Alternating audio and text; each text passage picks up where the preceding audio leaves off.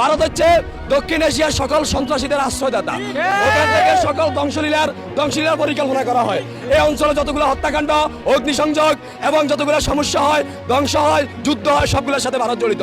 ভারতের মিডিয়া হচ্ছে আমাদের গুলিস্তানের হকার। শীতকালে যেমন কুকুর পাগল হয়, ভারতের সাংবাদিকরা, ভারতের মিডিয়াগুলা খুদাই অলওয়েজ পাগল থাকে। ভারত বাংলাদেশকে সবসময় তাদের মনে করে কত বড় নির্লজ্জ। আর ভূতেরা আমাদের দেশের বিজয় দিবস তারা পালন করে। এটার মতো লজ্জা, এটার মতো শ্রেষ্ঠমি আর কিছু হইতে পারে? 1971 সালে আমরা যুদ্ধ করেছি আমাদের ভূমির জন্য, আমরা যুদ্ধ করেছি আমাদের মৌলিক অধিকারের জন্য পাকিস্তানের বিরুদ্ধে। আর ভারত কালকে তাদের বিজয় দিবস পালন করে। এটার মতো চেষ্টা ছোট লোক আর পৃথিবীতে আর কেউ নাই। আপনারা এটা জেনে খুশি হবেন, ভারত হচ্ছে দক্ষিণ এশিয়ার সকল সন্ত্রাসীদের আশ্রয়দাতা। ওখান থেকে সকল ধ্বংসলীলার পরিকল্পনা করা হয়। এই অঞ্চলে যতগুলো হত্যাকাণ্ড, অগ্নিসংযোগ এবং যতগুলো সমস্যা হয়, ধ্বংস হয়, যুদ্ধ হয়, সবগুলোর সাথে ভারত জড়িত।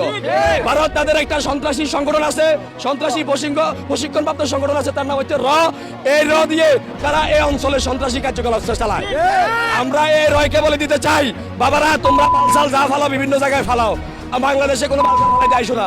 আমরা কিন্তু যেখানে র ধরা পাবে, রয়ের এজেন্টকে ধরতে পারবো, আমরা তাদের সব ছেড়ে ফেলবো। আমরা রয়ের কোনো এজেন্টকে যদি পাই, আমরা তাকে ভারতে ফেরত দেবো না। ভারতের মিডিয়া হচ্ছে আমাদের গুলিস্তানের হকার। গুলিস্তানের হকাররা জীবিকা নির্বাহ করার জন্য, কাস্টমারকে উদ্বুদ্ধ করার জন্য, একটা পণ্য বিক্রি করার জন্য কাজ করে। আর ভারতের মিডিয়া এমনভাবে হকারের মতো কথাবার্তা বলে, যারা আসলে তাদেরকে আমাদের গুলিস্তানে আনলেই তারা ভালো করতে পারবে, ওদের জন্য সাংবাদিকতা নাই।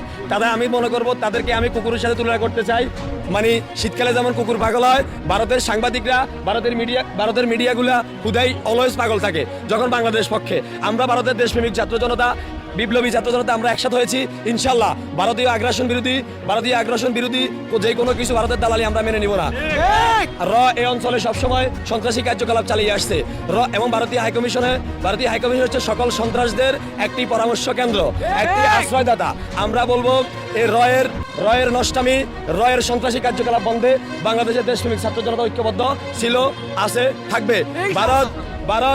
ভারত আওয়ামী লীগকে দিয়ে ফ্যাসিস্ট কায়দায় বাংলাদেশ, বা শেখ হাসিনাকে দিয়ে ফ্যাসিস্ট কায়দায় বাংলাদেশ সরকার পরিচালনা করেছে। ইনশাল্লাহ আমরা এরকম ফ্যাসিস্ট কায়দা বাংলাদেশ পরিচালনা করতে আর কোনো কাউকে দিব না। আওয়ামী লীগ সরকার ভারতের সহযোগিতা 2009 সালে ক্ষমতা গ্রহণ করেই পিলখানা হত্যাকাণ্ড ঘটিয়েছে। 5 মে হত্যাকাণ্ড রয়েছে এবং ক্রমান্বয়ে 2009 থেকে শুরু করে 24 পর্যন্ত লাগাতার সারা বাংলাদেশে হত্যা, খুন, মিথ্যা মামলা, কিডন্যাপ এবং নির্যাতন সহ বাংলাদেশের কোনো স্বাধীনতা, বাংলাদেশের দেশপ্রেমিক কোনো ছাত্র জনতাকে, দেশপ্রেমিক কোনো মানুষকে এবং অ্যান্টি আওয়ামী লীগ কাউকে শান্তিতে থাকতে দেয়নি। ইনশাআল্লাহ আমরা অন্যায়ের বিরুদ্ধে ছিলাম, আছি, থাকবো। আমরা কখনো কোনো অন্যায় আর মেনে নিব না। এবং ভারতের বিরুদ্ধে আমাদের সংগ্রাম চলবে। ইনকিলাব জিন্দাবাদ। ওই বাংলাদেশে আমার একদম রেড সিগন্যাল দিলাম তোমরা যতটুক বাড়রায়, আমরা যদি বেড়া দাঁড়াইয়া মুতি বাংলাদেশিও বল তোমরা তাকতায় না অতটুক ভাবিয়া নেও। আর তোমরা নিজরে মনে করাই যে আমরা বহুত বড়, তোমরা এবার পাকিস্তানে সাপোর্ট করে পাকিস্তানরে অতটুক কইরাম যে আমরা যদি দাঁড়াইয়া মুতি বাংলাদেশ আর পাকিস্তান, তোমরা বেটা দুলিশাত হয়ে যাইবা গিয়া, কোনো কিচ্ছু ইন্ডিয়ার করতে পারতাই না। দেখেন বাংলাদেশি যারা যে 7 সিস্টার দখল করতো, 7 সিস্টার মানে তারা কিতা কইতে পারবো, তারা তো এটা শুনাশুনি কর যে 7 সিস্টারে কতটুক জায়গা আছে, কতটুক না তারা কিতা জানে। কোন দিন বোধহয় আইছিল 7 সিস্টার গুরাত, শিলং গুরাত আইছিল, আইয়া এখন 7 সিস্টার দখল করতো। এই তোমরা 7 সিস্টারের স্বপ্ন দেখিও না রে, তোমরা এখনো বহুত বাকি আছে। তোমরা জিহাদিও থাকবাই, আর ওরম লম্বা মাত মাতবাই বাংলাদেশি মাকল।